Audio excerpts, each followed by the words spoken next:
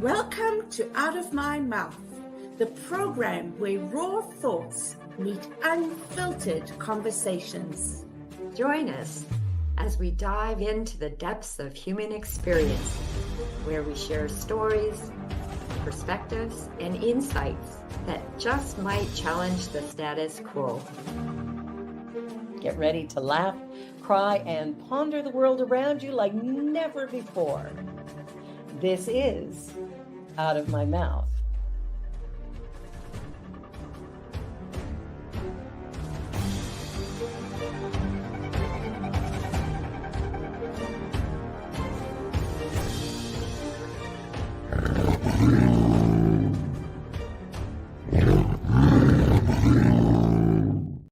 The views and opinions of our guest and hosts do not necessarily reflect those of New Thought Media Network, or any organization we may be affiliated with. Here at New Thought Media Network, we welcome freedom of speech and courageous conversations. There are many topics that can be difficult to navigate. Challenging the status quo and engaging in lively debate is important to expanding our understanding of one another, and life in general. Creating a peaceful world doesn't happen because no one disagrees, it happens from a willingness to understanding one another. In our programming, we strive to expand consciousness and assist people in creating remarkable lives. Your comments are welcome at info@ntmedia.org. Good afternoon and welcome to Out of My Mouth. I'm Barbara Jean. And I'm Cheryl Rogers. And let us begin with our land acknowledgement. As we gather today, we acknowledge that we're standing on the historical land of the Wendat peoples, and more recently that of the Mississaugas and the Haudenosaunee nations. It is now home to many diverse First Nations, Métis, and Inuit people from across Turtle Island. May we walk alongside our Indigenous family, recognizing our shared stewardship of the earth. Let us carry forward the spirit of unity, understanding, and resilience that we've been reminded of through our reflections. Let us hold in our hearts the intention to learn, to support, and to advocate for justice and sovereignty for us all. In doing so, we acknowledge our interconnectedness and the strength that comes from standing together in truth, respect, and love. May this intention guide us in our actions and thoughts, inspiring us to contribute to a world where the dignity and rights of all are honored. Let us be mindful of the role we play in this ongoing journey towards healing and unity. And by making this acknowledgement, we strive to be allies and take an active part in reconciliation by honoring the land, the history, as well as the unique heritage and culture of the Indigenous peoples. This fosters our commitment to create a world that works for the highest and best good of all life. Please take a moment to acknowledge your personal commitment to the land you are on and the path you choose to walk going forward.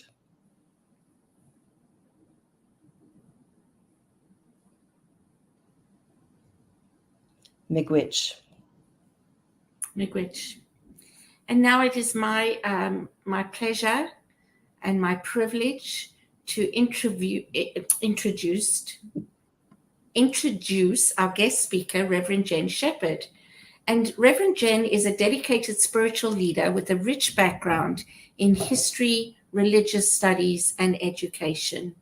Her professional journey includes over decades of teaching 7th and 8th grade history and science, which has shaped her approach to ministry and teaching spiritually. Jenn is also the co-founder of Bolts of Love, a program that fosters inclusion and healing by bridging the gap between traditional church communities and those who identify as spiritual but not religious. There is so much more about Jenn that you can find on her website, and Deja will post that here for you. I do want to let you know that she is also holds a certification in Qigong healing, grief education, integral ministry, and is recognized as a spiritual healer. She actively participates in teaching spirituality, self-development, healing, and mediumship at Unity of Edinburgh. So welcome, Jenn. Hello. Welcome, Jenn. So good to have you here. Thank you so much. It is really great to be here. Mm-hmm. So I was just at a convention with Jenn, and we got chatting, and we decided to do this as a last minute thing. And I'm so excited, Jenn. Thank you for saying yes. Yeah. It's exciting. I'm used to doing things that are pre-recorded, so out of my comfort zone we go. So here we go.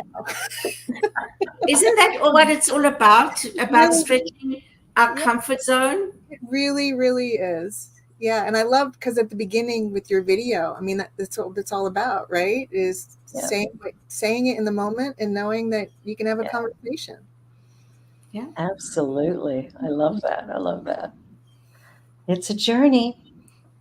Yes, it is. Yeah. And that's why it's called Out of My Mouth. And that's why we also have that disclaimer, because, you know, what comes out of my mouth is something that's not always, how can I say? Accepted by YouTube? Yeah, accepted by YouTube. Thank you. We got taken, one of our shows got taken down during that time that we mentioned the C word. The pandemic. Don't talk about the pandemic. Wow. Yeah, I know. Isn't that crazy?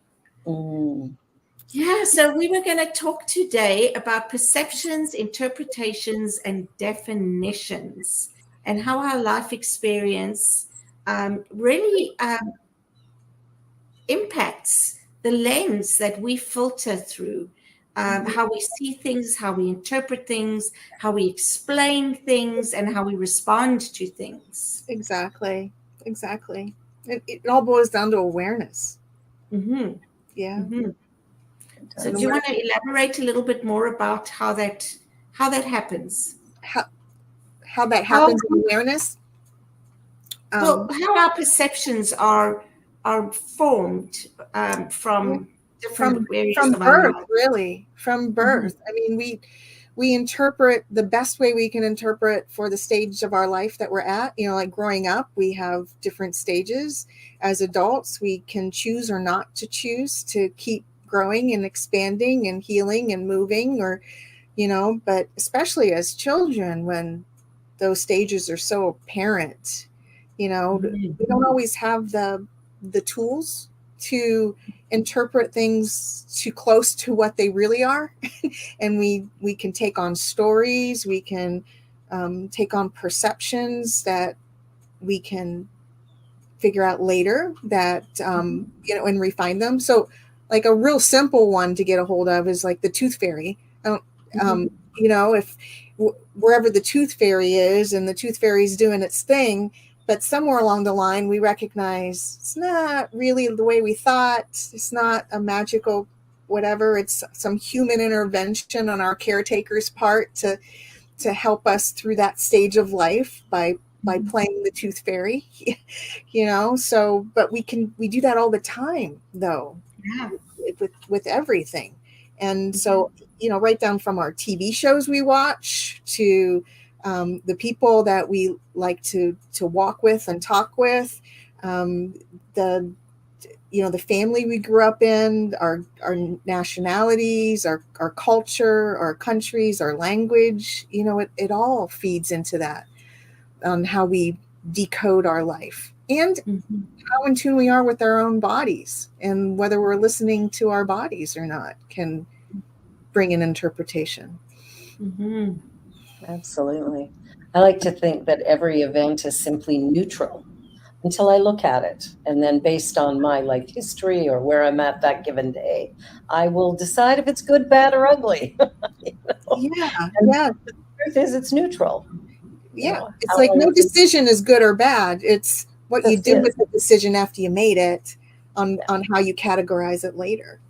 Exactly. Yeah. And yeah, absolutely. And that was, I was going to say that speaks to something, and I don't remember what it speaks to, but how short my memory is in the moment today. But anyway, we were actually chatting about that today as well. Just before the show, Barbara and I were talking about how things in our lives impact our bodies. Mm-hmm. Right? You know, when we are stressed, when there's a lot going on, it shows up in our bodies, and that's another interpretation of what's happening in our lives and around us. Yeah, I really think sometimes our bodies know what's happening with us way before sometimes our heart and our brain does. I know when I was teaching, there was a couple of things that would happen. It happens now, but it was really apparent while I was in the classroom every day.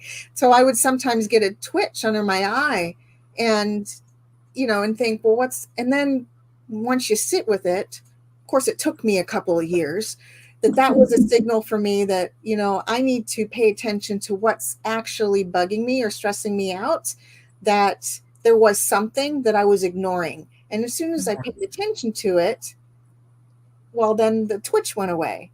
Right. I know that's a tiny thing, but our bodies say so much to us all the time. Exactly. And instead of listening to it, we take pills. Yeah, it's like, oh, there's a something. Let's just shut it up. Yeah, exactly. Being curious on what's really going on. I know from my Qigong training, we learned that different parts of the body can mean different things, and decide if that's what it means for us. And there was a time about 5-6 years ago, I needed to make some financial decisions, and I procrastinate on financial decisions. It's one of those things I just don't want to head on. And while I'm sitting there with it, I had my toothache. My mouth just started hurting and hurting and hurting. And again, I almost went for the pill bottle. I was like, well, what's that about? And then I was like, oh, wait, you have had all this training. Why don't you use it?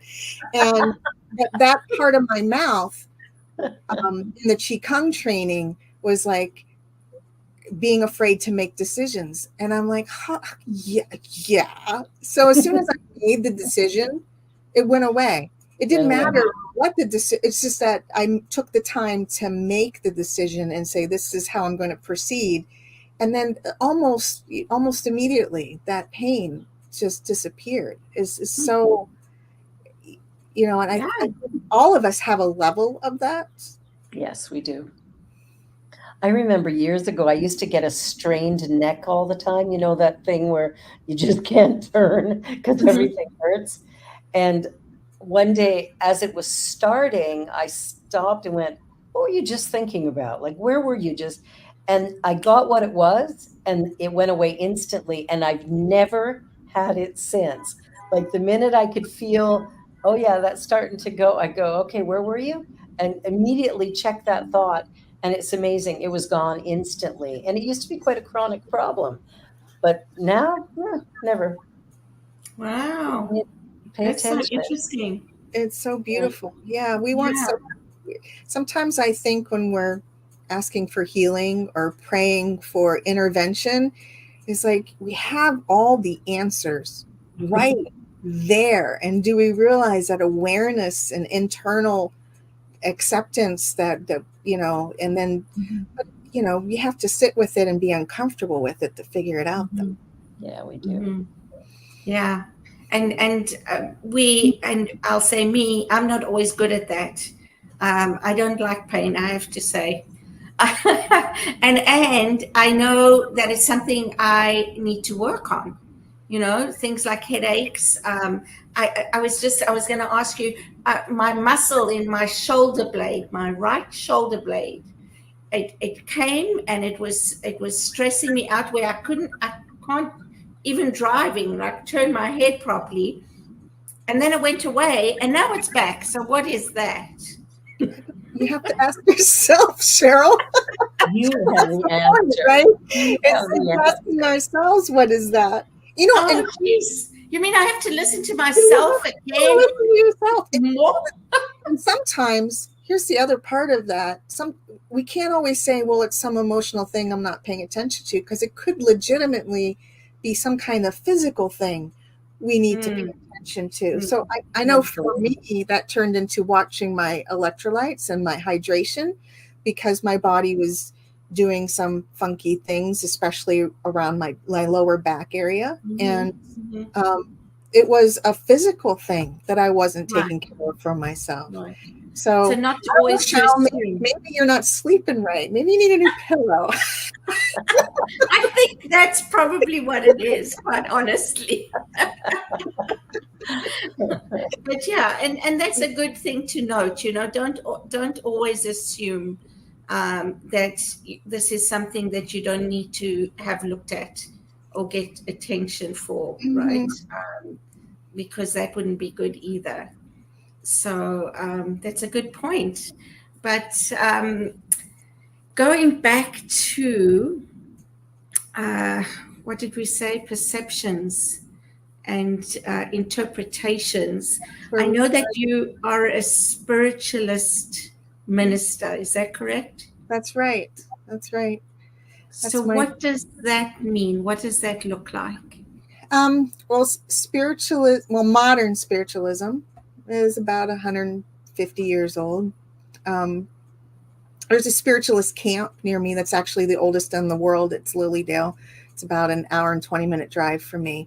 And I got to serve there today, so it's right on top of my tongue there. But basically, it dovetails really nicely with the New Thought movement. In fact, there's a book that's written by Anne Gaiman and Ellen Ratner that does a really good job. It's called Self-Empowerment, which is apropos, right? It does a really good job of taking early modern spiritualist writers and thinkers and the New Thought writers and thinkers of the last 200 years, when it really get moving, and showing how those things are really overlapping. Where New Thought has a lot of language originally in like Christianity, or moving from Christianity to a something else in that understanding, whatever that something else means to you. Spiritualism doesn't necessarily take on any Christian verbiage, although the people, especially modern spiritualism, really sprung out of Abrahamic traditions as well. I think the biggest difference between the two is spiritualism's movement and study of mediumship and what that means for people's growth and connection to all that is, and not shying away from the idea that there's different layers of communication and inspiration with whatever we call the other, the universe, spirits, and then what's involved in there. So to be able to recognize actual memories from those that have passed and loved ones, but also the grander scheme of information that's available through your connection and your growth of your intuition. So there's a settling, a forward settling in spiritualism to say, let's handle this death question and what that's about, and say that there is continuity of life, and that we can study that, move forward with it, and study it, meaning even in scientific realms, right? Because it's a cross between science and philosophy and intuition. It doesn't just claim itself as a religion. But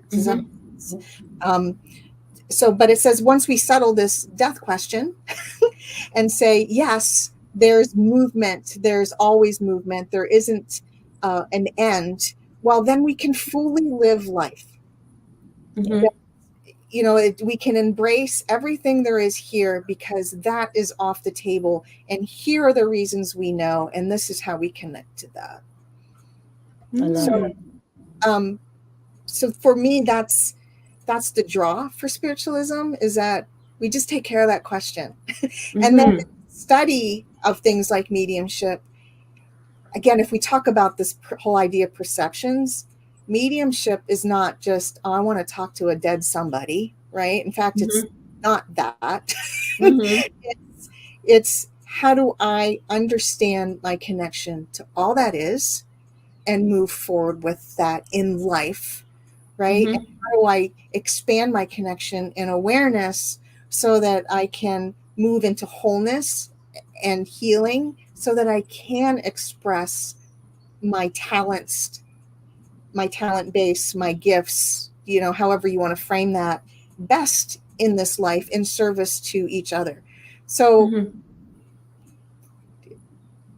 because I moved from, well, I didn't move. I'm still a spiritualist, but I'm serving a unity community, and they asked me to be there. So we dovetail so nicely, but I think sometimes the word mediumship is what hangs people up, and to understand that it's not just, oh, somebody can talk to a dead person. It's, yes, but so much more. And I think if, in the perceptions and the decoding of that word, it's really the same as what everybody else is doing, right? In under that framework, Does that make sense? Yeah, I think you explained it quite beautifully, how it ties in, with new thought, thinking, and you said you mentioned something about it started with Abrahamic tradition, and I was like, oh, what's that?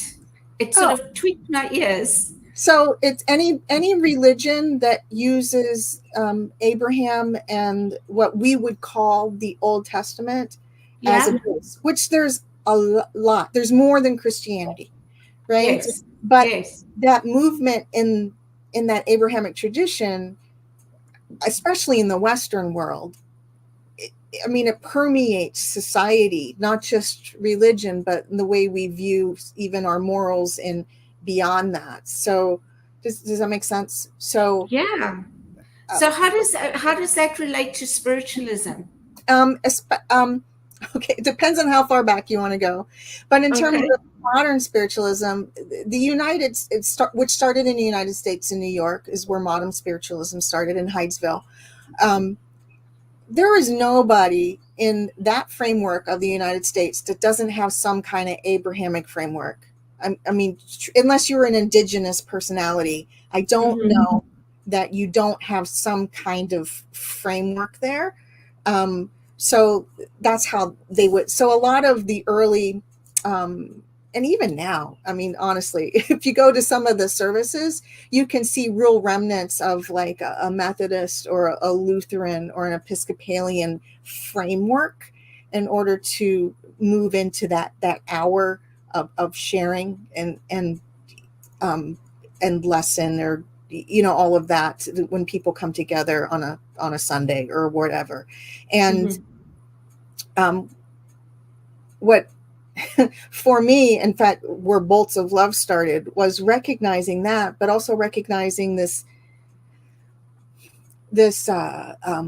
disconnect for people now, at least in my geographic area. I'll just speak from my experience here.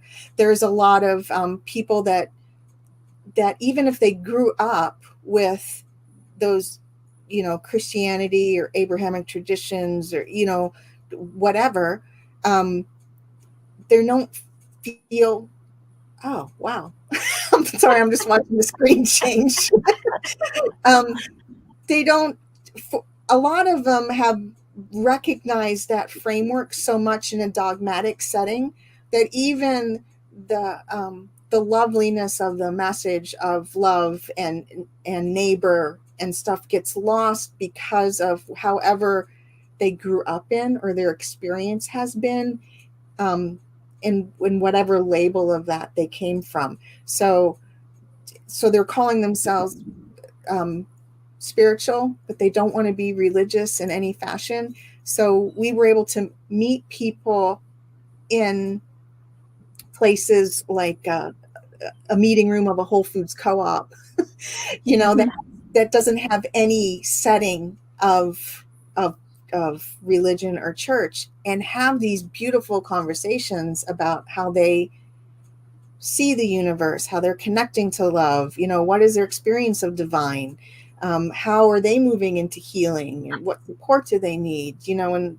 all of those things that, for a lot of reasons, I think, to deal with trauma or in their lives, they don't feel like they can come into a setting like a traditional labeled setting, or even a non-traditional labeled setting.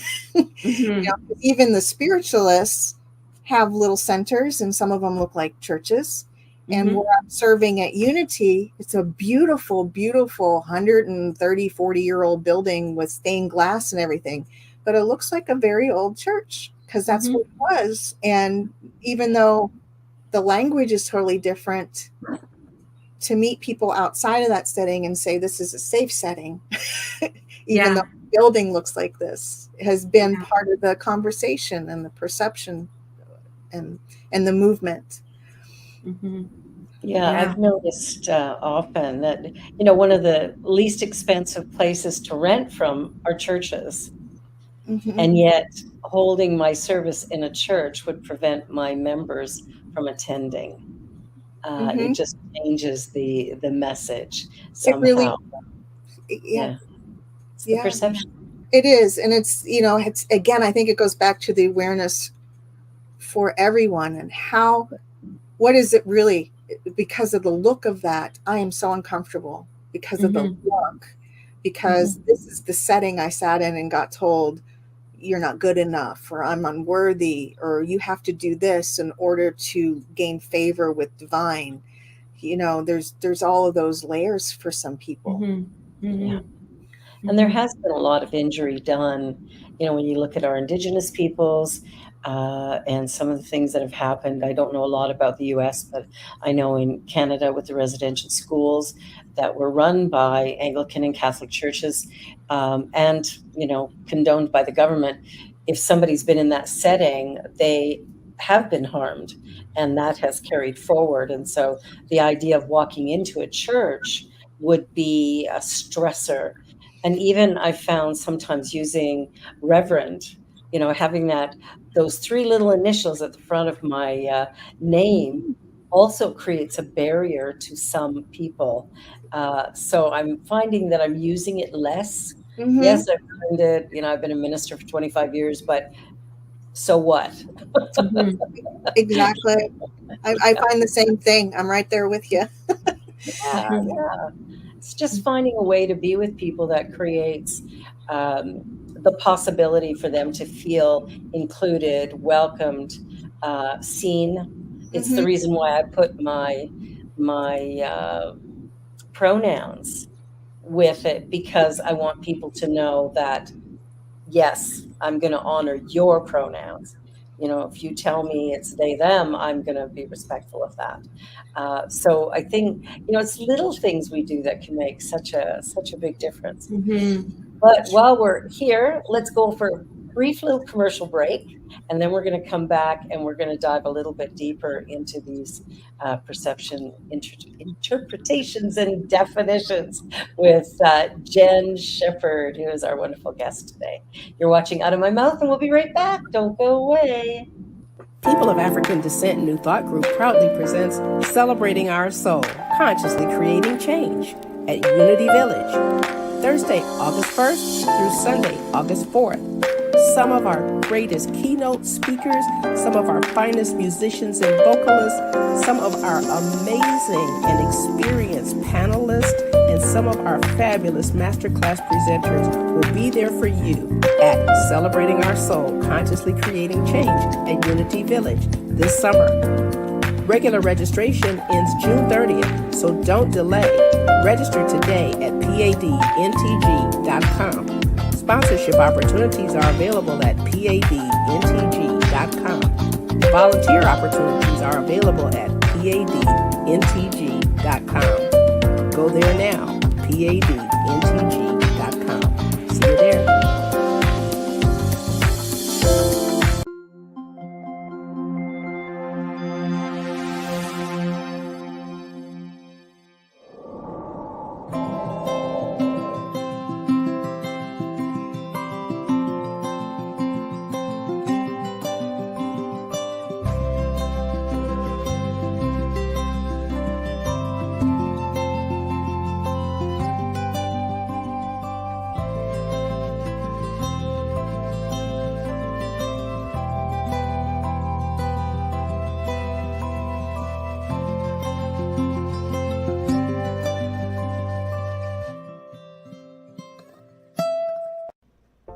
Please help us say thank you to our organizational sponsors, including the Hepperlin Foundation, Affiliated New Thought Network, International New Thought Alliance, Science of Mind Archives and Library Foundation, Center for Spiritual Living Denver, Center for Spiritual Living Midtown, New Thought Philadelphia, Planned Happiness Institute, Summit Center for Spiritual Living, One Heart Retreats, Center for Spiritual Living on the Lake, Unity Spiritual Center, Kitchener, Om Center for Spiritual Living, La Mesa, Satya Center, Center for Spiritual Living, North Jersey, Unity of Savannah, and Center for Spiritual Living, Seattle, as well as all of our individual donors. Thank you for making New Thought Media Network a place to be. Please come be you. And remember, like, share, and subscribe. New Thought Media Network, positively inspiring. And we're back. So, all right, Cheryl, where are we going next? Well, I'm intrigued to talk a little bit more about spiritualism, if that's okay. Yeah, it's fine. So, because, something you said, Jen, and I've thought about this as well. There's two questions I want to touch on, because I know that people are curious about connecting with loved ones on the other side. So that's the one area. The other one for me is, I've often thought, in New Thought, we teach oneness, one power, one presence everywhere. That doesn't mean that there aren't any other dimensions or beings in other realms. When I say that it doesn't mean that, I'm not saying it means that. I'm saying it's a possibility. Is that not a possibility? Yes, and I also think it's still the one. Well, it's all part of the one. That's my whole thing. Yeah, it's all part of the one experiencing itself. Exactly. Yeah, there's a quote I love. It's from an old science fiction show, but based on Carl Sagan. But it's, we are the universe made manifest, trying to figure itself out. And every now and then, the universe does need a change of perspective, which accounts for the all, because those are the different perspectives. I recently started using a fish tank metaphor, if you'll indulge me for a moment. Yes. for what you're talking about. So we know what a fish tank is, right? And it has all kinds of stuff in it. The fish and the bacteria and the algae and the food and the rocks and the, whatever is there. And if we took a little pipette or a dropper and took suck some up from the fish tank, would the stuff in the dropper be the stuff in the fish tank? Mm-hmm. Most of us would recognize it's the same, right? So I'm going to take my dropper and I'm going to have 10 slides, because I want to look at it under a microscope. And I drop. Now, are each of those 10 drops going to look exactly the same under the microscope? No, but they came out of the one fish tank, right? Yes. Now I'm going to let them out for a little bit, and they're going to soak up the atmosphere, and they're in different parts of the room. So by the time I come back to them, are they even going to look like what they did when I took them out of the fish tank? No. Now I'm going to gather them all up with my little pipette, and I'm going to put them back in a fish tank. Okay, so they were individual drops that had an individual experience, and I'm going to gather them all up, and I'm going to put them back in the fish tank. Are they still the original fish tank? There's still part of it there, but they also have part of whatever was in that individualized experience, right? Yes. So if I were to look in the fish tank, though, after I dropped them back in, would I be able to pick out those exact drops again? No. So all our individual experiences gets spread out across the one. Does that make sense? It does to me. And so my question goes back to, again, does that mean that it's all in this dimension? Is Well, like, well, no. I do you mean, know if what I we take mean? the fish tank again, you could Yeah, lift up a rock and find a whole other thing that you didn't even see. So there's stuff that you can see, there's stuff that you can't see, there's stuff that you can only see if you've lifted up, moved it around, went through, and there's right, right. precedent. So there are works out there that talk about what what a medium has gleaned from their experience on what the unseen, what all those layers you're talking about Hmm. they look like. Here's the rub with that, though. Just like we talked about at the beginning, it comes through our own filter. So even when we're totally connected to other in a space, even if we're considered like an Edgar Casey in total trance with that or something, or silver birch, or everything still runs through our humanness to be decoded. So when we talk about it, it's in human terms, and not just in human terms, it's in our perspective of our drops, human terms. So Yes. yes, there can be, I mean, look at the picture behind me. I mean, there's like, yes, I totally buy into that. But what exactly that looks like, I don't know that any of us can actually articulate, because we're still on a ledge someplace and not back in the, we're like we're part of the fish tank and not all at the same time. Yeah, and that actually made sense to me, believe it or not. And I really like that. There were two things that I got from you that is a new perspective from me. And the one is that even though we go back, we are part of the one, there's changes that are happening within that one, right? Because when the drops go back, it's taking back the experience. So there's an expansion of the one from everything that we are experiencing, Right. is how I interpret it. I would, yep. Yeah. And then the other thing is, I absolutely agree with you, because I've often said, whatever it is, it's incomprehensible to the human mind, whatever it is, right? And then at the end of the day, it can be absolutely nothing, and we can be wrong. Yeah, which is why we get to keep changing our minds. Exactly. Barbara, do you have some wisdom to share there? Well, I think the way we think about life and the way we interpret events really is a personal thing. We sometimes get caught up because we think it should be universal. Like, I think this way, so why don't you think this way? I think it's one of the big challenges when people get married, is that they don't actually explore all the ways in which two human beings will coexist in this one environment, in this one experience called marriage. And so there can be different ideas. And I remember teaching a course to a young couple, both professionals, had a great life. They lived in a beautiful townhouse condo. Life was awesome. They were getting married and they wanted to have a marriage course. And I'm like, absolutely, let's do it.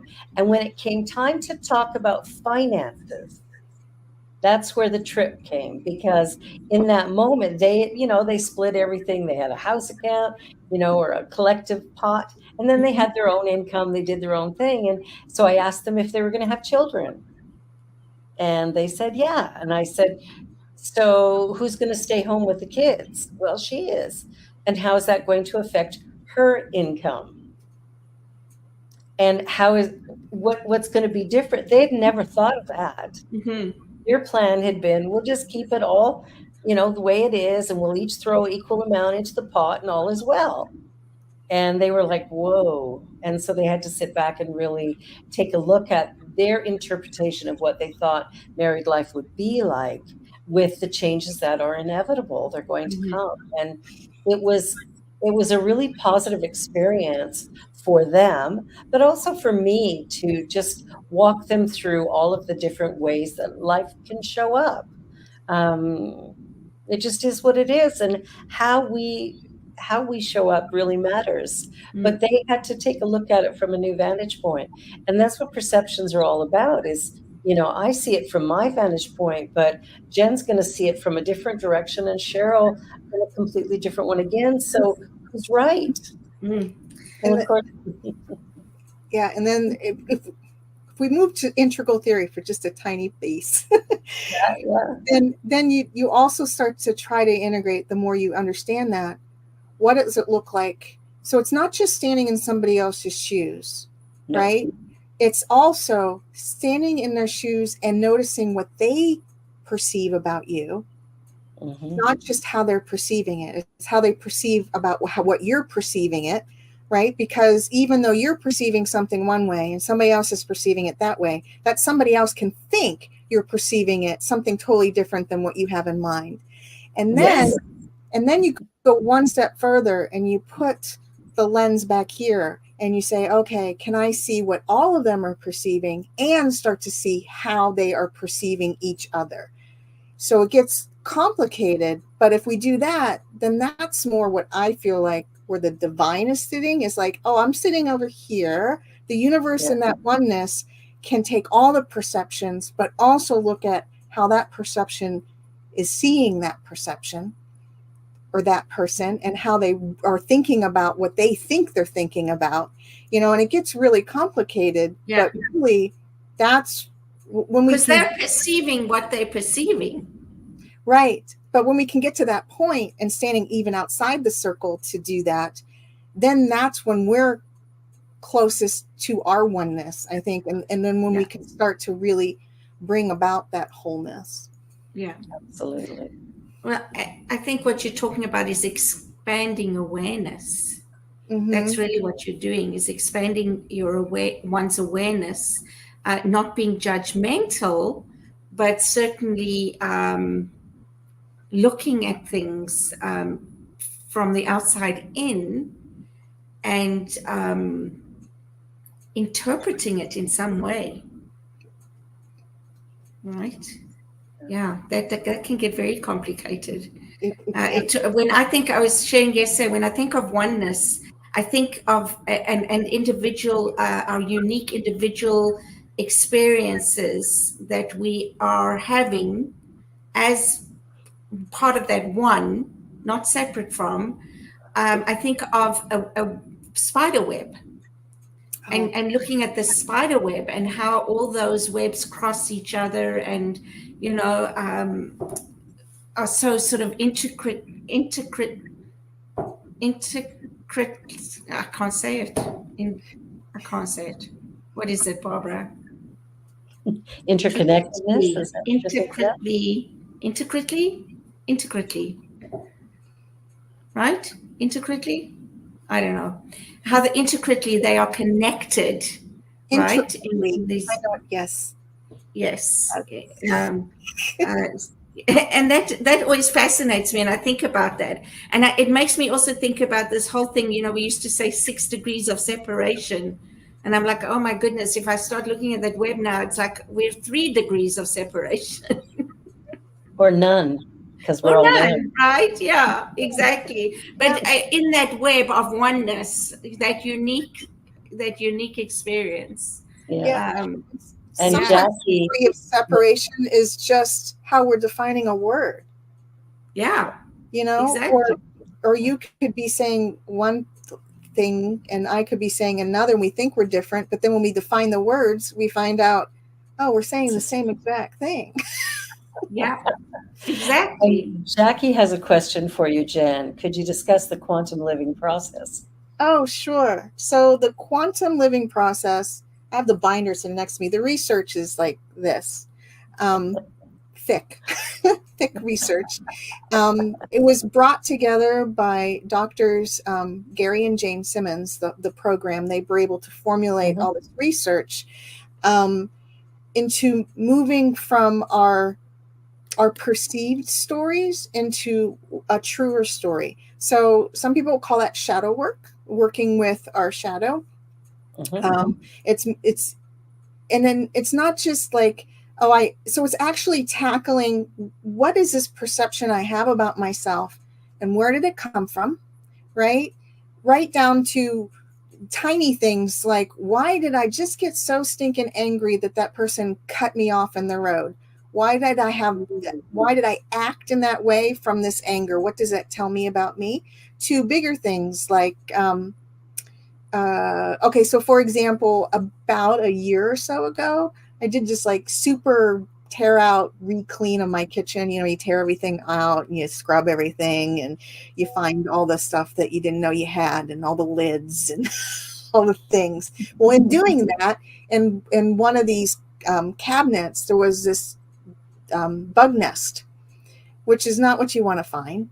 But I went into a tizzy of, oh my God, I'm a terrible mom. I'm not good enough. Why is this bugs in my house? Why did I know? Oh my goodness, everything's going to come crashing. I mean, I just went like, whoosh, So in using this quantum living process for that, and there's a longer explanation here, but what I was able to discover was that around the time I was like 8-10 years old, my aunt's children had brought home lice from school. Now that's a normal thing. Things happen, right? But I can remember being in the hallway because she lived in an apartment at the time.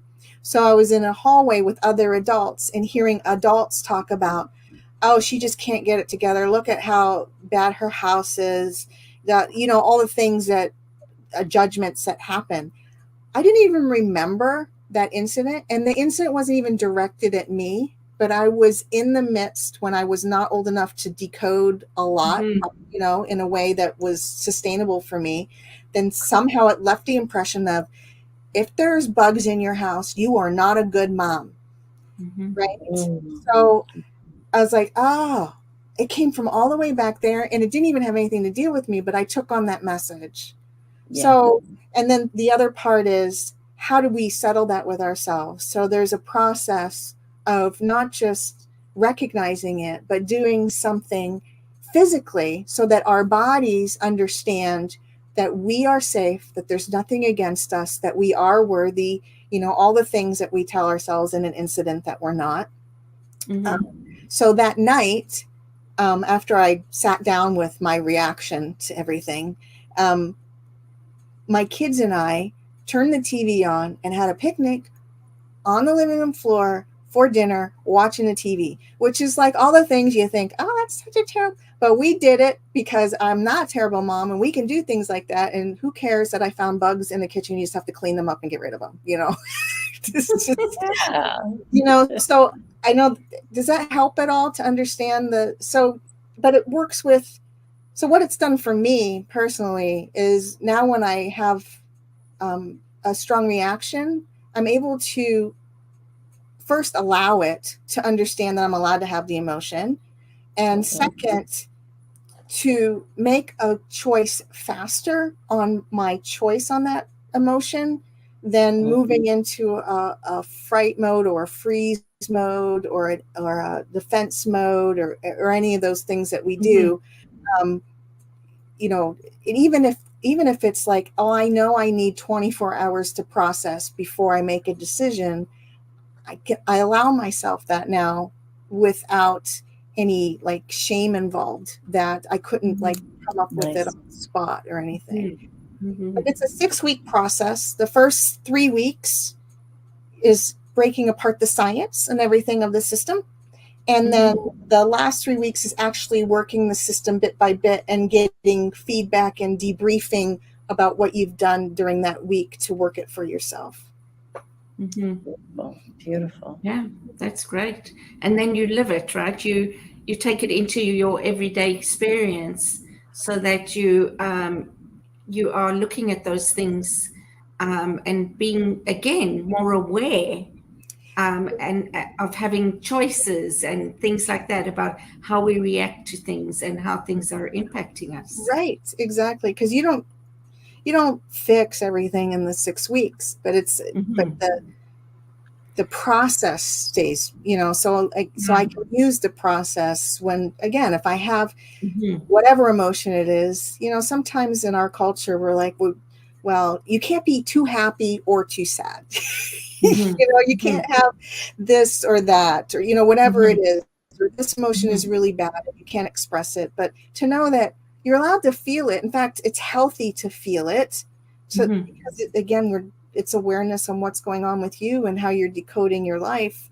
And then how do I want to act on that? Or do I even need to act on that? And it's really neat skills, and it's based on brain science. I said there's a lot of cool research there. It's taken a lot of this stuff that we've known forever and taken a lot of the work.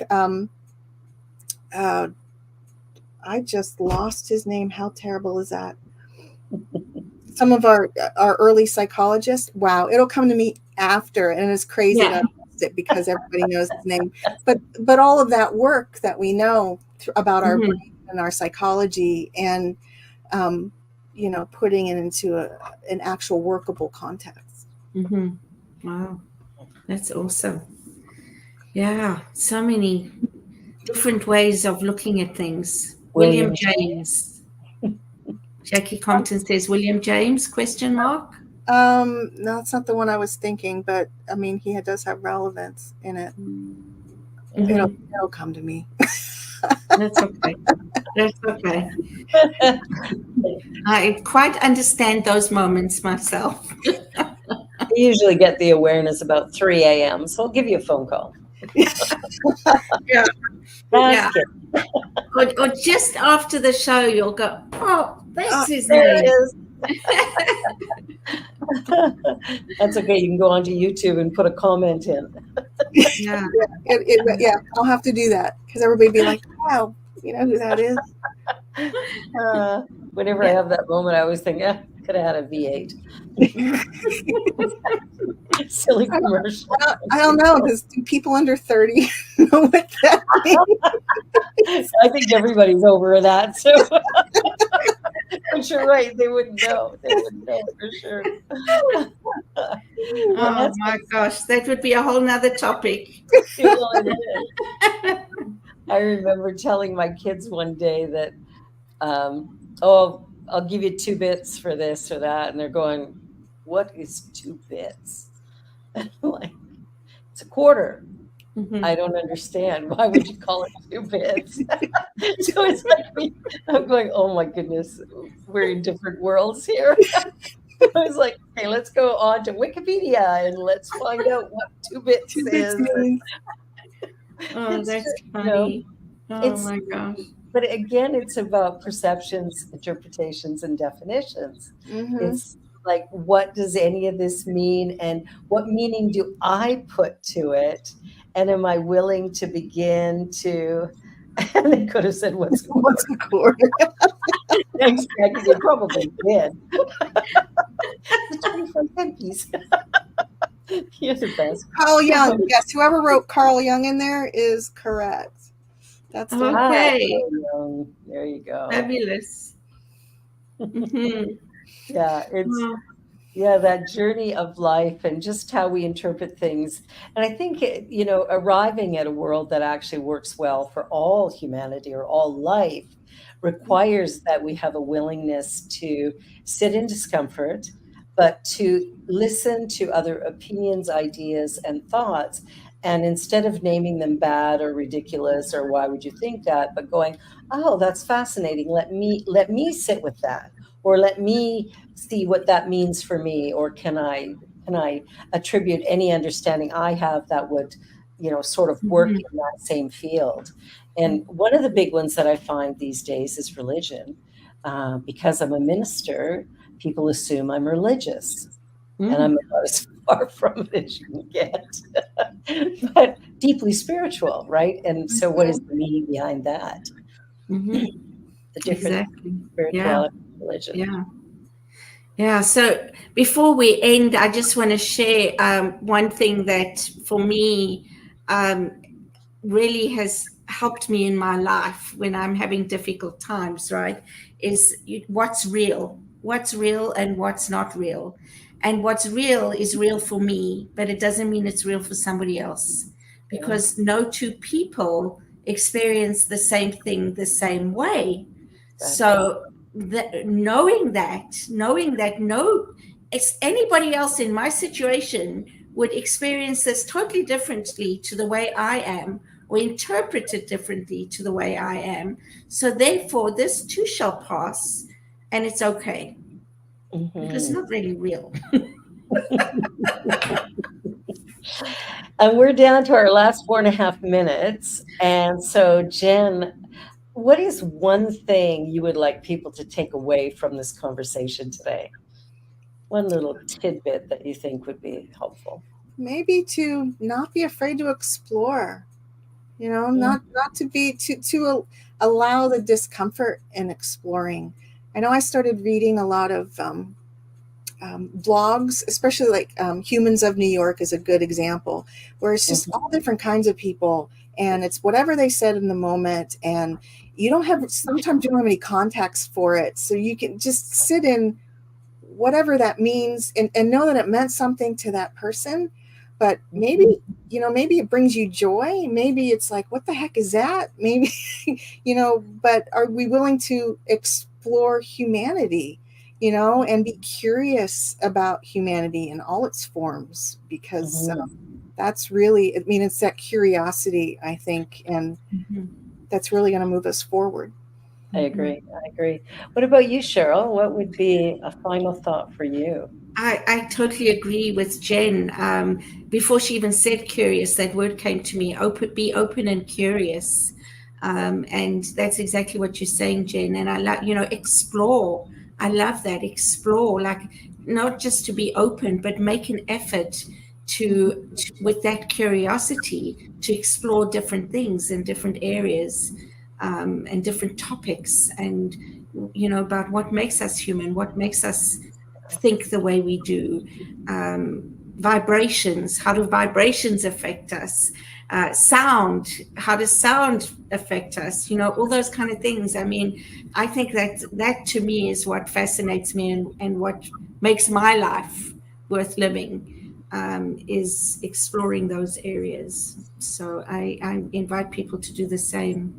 How about you, Barbara Jean? It's interesting because I like the idea of imagination being used in a creative, positive way. And I think oftentimes we as people use our imagination to worry, to fret, to be upset, to judge, to criticize, to do whatever. We'll use our imagination in a way that sort of takes us down a ditch. Whereas if we used it from that place of curiosity, like, wow, imagine what we could create if all three of us, with all our different perceptions, interpretations, definitions, if we come together and share something, what might that look like? So we have the potential to use this incredible faculty of imagination and then combine it with the faculty of wisdom. And all of a sudden we can begin to create space for all of us. I may not understand the way you do things. I might not even like the way you do it. But could I sit in that and go, show me how you do it. Let's talk. Let's just create space for each other.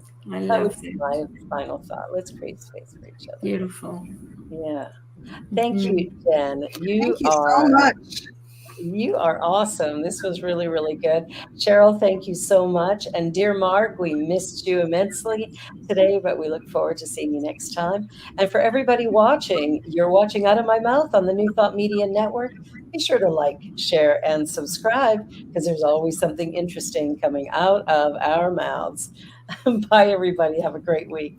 Bye. Thanks, Barbara. Bye.